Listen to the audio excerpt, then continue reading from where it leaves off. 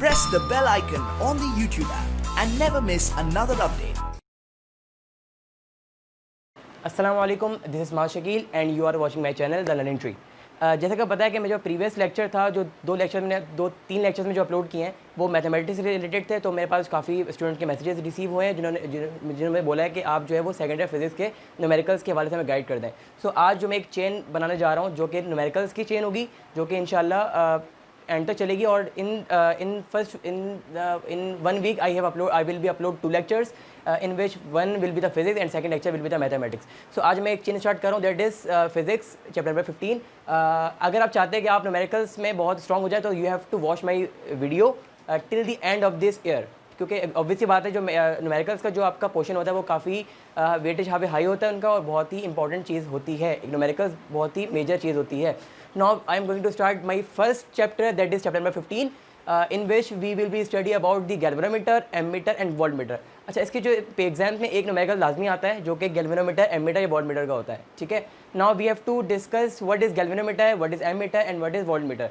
Now I will be explain about the galvanometer. A galvanometer is a device which is use to measure current. मतलब जो small amount of current होता है किसी भी device में, वो उसको मेजर करता है। मतलब जो इसका रेंज होता है वो बहुत ही माइनर होता है। लाइक आप सपोज कर लें कि इसको जो रेंज होता है वो 1 मिली एम्पेयर या 2 मिली एम्पेयर, 3 मिली एम्पेयर खाली करंट मेजर कर सकता है। तो यूजुअली हम ये कह सकते हैं कि galvanometer is use to detect the current. मतलब हम क्या कह सकते हैं कि गैल्वेनोमीटर जो है वो करंट को जो है वो करता है, डिटेक्ट करता है। तो मेजरमेंट के लिए हम यूज़ नहीं करते नॉर्मली।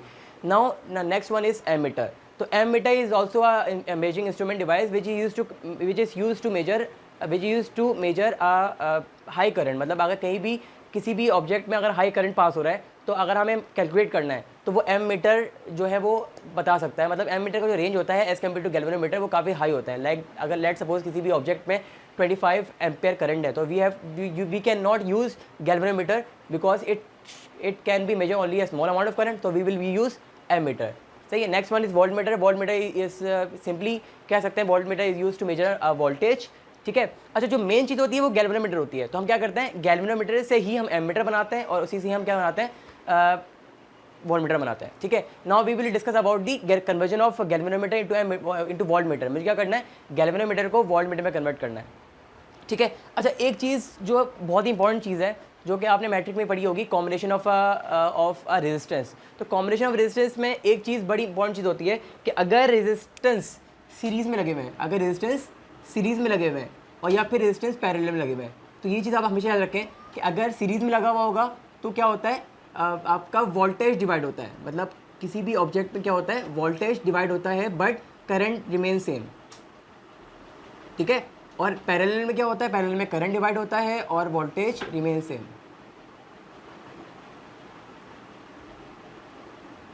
सही है। तो first one is how can we convert galvanometer into voltmeter. तो ऑब्वियसली बात है, गैल्वेनोमीटर इटसेल्फ एक इंस्ट्रूमेंट डिवाइस है।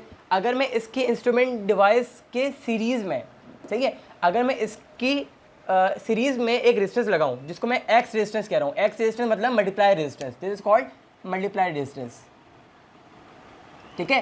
तो अगर मैं गैल्वेनोमीटर के सीरीज़ में एक रेजिस्टेंस लगाऊं तो this combination will be voltmeter, this combination will be voltmeter. तो हम सिंपली हम ये कह सकते हैं आसान वर्ड में कि we can convert galvanometer into voltmeter by connecting a multiply resistance in the series of a galvanometer, ठीक है। अगर मैं गैल्वेनोमीटर के सीरीज में एक रेजिस्टेंस लगाऊंगा जो कि मल्टीप्लाई रेजिस्टेंस होगा तो we can easily convert the into voltmeter. Obviously बात है, मल्टीप्लाई रेजिस्टेंस मतलब होता है इसका रेजिस्टेंस काफ़ी हाई होना चाहिए, मतलब बहुत ही हाई रेजिस्टेंस होना चाहिए। वो मैं आप जब न्यूमेरिकल्स कर रहे होंगे तो यू विल बी क्लियर इंशाल्लाह। तो मल्टीप्लाई रेजिस्टेंस क्या होता है वो मैं आगे बताऊंगा, सही। अच्छा, एक इंपॉर्टेंट चीज़ होती है कि रेंज, कि हमें हमें वोल्टेज का रेंज कितना हमें चाहिए। ये हमारी मर्जी होती है कि जिस हिसाब से हम रेजिस्टेंस लगाएंगे उस हिसाब से वोल्टेज की रेंज भी आ जाती है। लेट सपोज मुझे कन्वर्ट करना है आपका गैल्वेनोमीटर को किस में, वोल्टमीटर में। तो ऑब्वियसली बात है मुझे एक मल्टीप्लाई रेजिस्टेंस का मुझे क्या लगाना पड़ेगा, रेजिस्टेंस लगाना पड़ेगा, सही है। रेजिस्टेंस जितना रेजिस्टेंस ज़्यादा होगा उतना ही वोल्टमीटर का रेंज बढ़ता है। तो आर एक्स कैसे कैलकुलेट करते हैं, लेट सपोज ये दिस। अच्छा, एक चीज़ हमेशा याद रखें, यहाँ से करंट निकला, ठीक है।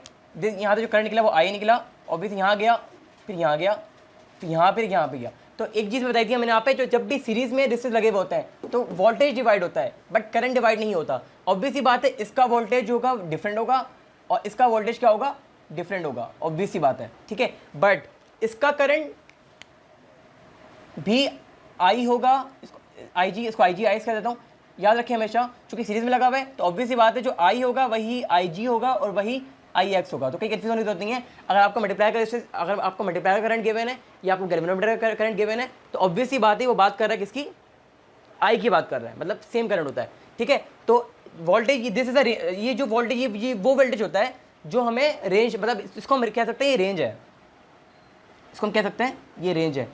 तो हमें जितनी रेंज चाहिए होगी, लेट्स सपोज हमें 25 वोल्ट की रेंज चाहिए तो हम जब 25 पुट करेंगे तो हम आई जी पुट करेंगे तो वी कैन इजी कैलकुलेट कि हम कितना इसमें मल्टीप्लाई रेजिस्टेंस लगाएं कि ये कन्वर्ट हो जाए किसमें, वोल्टमीटर में, ठीक है। और next topic is conversion of galvanometer to ammeter. Ammeter is used to measure high amount of current.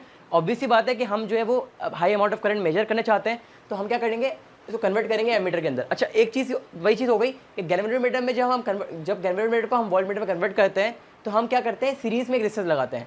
वही चीज़ है कि अगर हम मैं गैल्वेनोमीटर को एमीटर कन्वर्ट करना चाहूँ तो मैं एक सीरीज में एक रेजिस्टेंस लगाऊंगा, सॉरी पैरेलल में रेजिस्टेंस लगाऊंगा, that is called shunt resistance, this is called shunt resistance. सही है, वही कॉन्सेप्ट है जो इसका कॉन्सेप्ट है, ठीक है, this is called shunt resistance. तो शंट रेजिस्टेंस बहुत ही स्मॉल होता है, बहुत ही स्मॉल अमाउंट ऑफ रेजिस्टेंस है। मल्टीप्लायर में बड़ा रेजिस्टेंस होता है और शंट रेजिस्टेंस में स्मॉल रेजिस्टेंस होता है, ठीक है। तो वही चीज़ पैरेलल है, करंट निकलेगा यहाँ से, सही है, यहाँ करंट गया, दिस करंट इज आई, यहाँ कुछ करंट यहाँ गया और कुछ करंट यहाँ गया, ठीक है। जो करंट यहाँ पे गया उसको मैं आई एस कहूँगा, ऑब्वियस सी बात है, और जो करंट यहाँ जाएगा उसको मैं आई जी कहूँगा। अंडरस्टूड चीज़ है। कभी भी आप पैरेलल में रेजिस्टेंस लगे हुए होते हैं तो पैरेलल में करंट डिवाइड होता है, मतलब आधा करंट यहाँ जाएगा, आधा करंट यहाँ जाएगा। तो इसमें आई एस और आई जी के बराबर नहीं होता। हाँ, अलबत्ता वोल्टेज बराबर होते हैं, मतलब मैं बोलूँ कि जो इसका वोल्टेज होगा वही वोल्टेज वी एस का भी होगा, वही वोल्टेज वी भी होगा, सही है। तो ये चीज़ हमेशा, ये मेन कॉन्सेप्ट है। तो वही चीज़ है कि आई, ये जो यहाँ पे आई है, दिस इज कॉल्ड रेंज। ये डिपेंड करता है कि हमें कितना रेंज चाहिए। लेट्स सपोज कि हमें 15 एम्पेयर का करंट का रेंज चाहिए तो हम 15 एम्पेयर यहाँ पुट करेंगे तो we can easily calculate the shunt resistance. तो हमें उतनी शंट रेजिस्टेंस लगानी है तो जब जाके इतना जो है वो रेंज आ जाएगा, ठीक है। This is the concept behind this theory. Now we will move on to the problems. Now move to the first numerical, that is problem number 1. Now I am going to read the question. अच्छा, एक चीज़ है हमें clear कर लें कि आपको जो है डिसाइड करना पड़ेगा कि न्यूमेरिकल है वो जो है वो किसका है, आपका एमीटर का या वोल्टमीटर का है। तो अगर वही चीज़ है, अगर आपका सीरीज़ में रेजिस्टेंस लगा हुआ होगा, ठीक है, सीरीज़ में अगर मल्टीप्लायर रेजिस्टेंस लगा हुआ होगा, ऑब्वियस बात है वो आपका किसका होगा, वोल्टमीटर का होगा। और अगर आपके पैरेलल में शंट रेजिस्टेंस लगा हुआ होगा तो वो ऑब्वियस बात है किसका होगा, एमीटर का होगा। Now I am going to read the question. A galvanometer whose resistance is 40 ohm। एक गैल्वेनोमीटर है जिसका रेजिस्टेंस कितना है, 40 ओम है। पहले हम डेटा बनाते रहते हैं कि एक गैल्वेनोमीटर का रेजिस्टेंस क्या होता है, आर जी होता है। तो मेरे पास आर जी कितना है, 40 ओम है, ठीक है। नेक्स्ट आपका deflex full scale deflection for the potential difference of 100 microvolt. अच्छा, वो कह रहा है कि अगर आपका 100 माइक्रोवोल्ट का वोल्टेज अगर जा रहा है उसमें तो वो फुल स्केल डिफ्लेक्शन दे रहा है। तो ऑब्वियसली बात है वो वोल्टेज दे रहा है किसका, गैल्वेनोमीटर का, सही है। तो ये वी दे रहा है, उसको मैं वी कह देता हूँ फिलहाल, देखते हैं कितना आ रहा है ये, 100 माइक्रो वोल्ट। पहले हम पढ़ लेते हैं, पहले हम डिसाइड करते हैं कि न्यूमेरिकल कौन सा न्यूमेरिकल है, ठीक है। मैं पूरा न्यूमेरिकल पढ़ रहा हूँ। Across its terminal how can be converted into an ammeter of 5 ampere range. वही कह रहा है कि मुझे 5 एम्पेयर रेंज का एमीटर बनाना है। तो अंडरस्टूड हो गया कि न्यूमेरिकल जो किसका है, ये न्यूमेरिकल तुम्हारा किसका है, उसका आपका किसका है, एमीटर का है। तो ऑब्वियसली बात है ये जो वोल्टेज गिवन था वो किसका गिवन था, वो गैल्वेनोमीटर का गिवन था, उसको मैं वीजी कह लेता हूँ, ठीक है। उसको मैं वी भी कह सकता हूँ। ऑब्वियसली बात है जो एमीटर में पैरेलल में लगा हुआ था ना, तो वी जी और वी एक ही बात होती है, तो मैं तो कुछ भी कह सकता हूँ, मेरी मर्जी है। अच्छा, और जो मुझे रेंज चाहिए वो 5 एम्पेयर का रेंज है। मतलब मैं तुम्हें बताई थी मैंने कि जो आई होता है ना वो रेंज होता है एक्चुअली, तो मुझे इतना करंट नापना है तो उसको मैं आई कहूँगा। ये I will be the current of the ammeter, मतलब फाइनल जो रेंज निकल रही होती है वो ये होता है। इसको मैं रेंज कह सकता हूँ, उसको मैं आई भी कह सकता हूँ। तो हाउ कैन वी कन्वर्ट, कि मैं किस तरह कन्वर्ट कर सकता हूँ एमीटर में। ऑब्वियसली बात है जब एमीटर में कन्वर्ट करना होता है तो we have to calculate the shunt resistance, सही है। हमें आर एस निकालना है, एक्चुअली क्या निकालना है, आर एस निकालना है, ठीक है। अच्छा, एक लाइन आपको हमेशा लिखनी है कि वी कैन कन्वर्ट, मतलब कोई भी न्यूमेरिकल अगर हो, एमीटर को या वोल्ट मीटर को, तो अगर एमीटर न्यूमेरिकल है तो आपको एक लाइन लाजमी लिखनी है कि वी कैन कन्वर्ट, ये इससे जो अच्छा इंप्रेशन पड़ता है एग्जामिनर के ऊपर, तो वो क्या लेना लिखनी है आपको, तो हम लिखना है we can convert galvanometer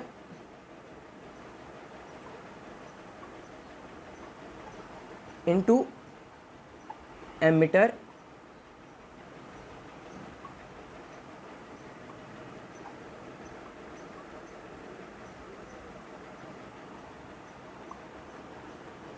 shunt in parallel, ठीक है। Now we have to calculate the shunt resistance, तो शंट रेजिस्टेंस फॉर्मूला क्या होता है, आर एस आई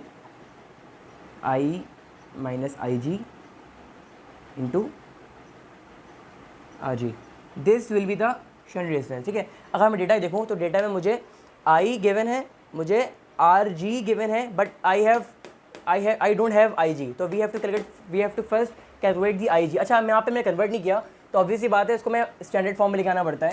इसको कन्वर्ट करूँगा मैं, तो मल्टीप्लाई करूँगा किससे, 10⁻³ से, तो ये वोल्ट में आ जाएगा, ठीक है। तो first we have to find I G, तो आई जी का जो we find I G, we find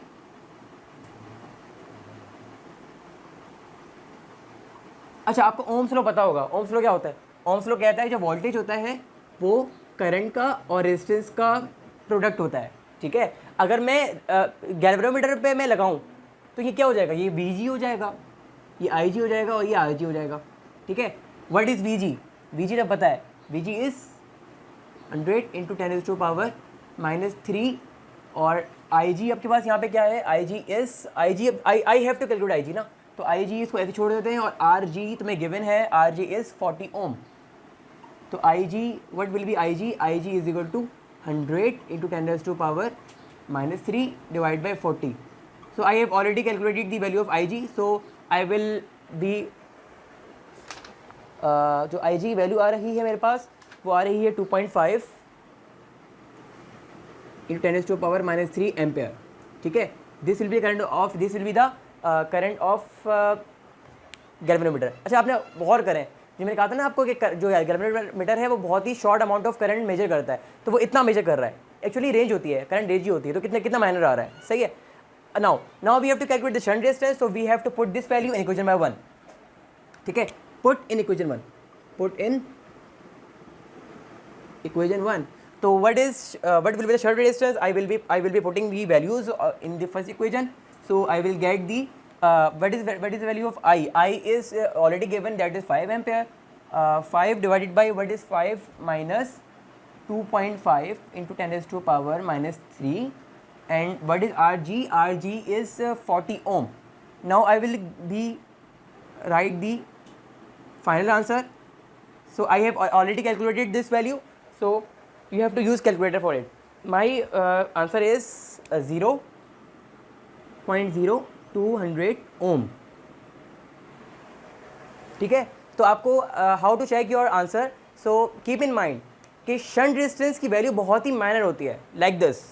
अगर आपकी बहुत 1 से ऊपर तो जाती नहीं है, शंट रेजिस्टेंस की वैल्यू कभी भी 1 से ऊपर नहीं जाती, तो हमेशा 1 से कम होती है।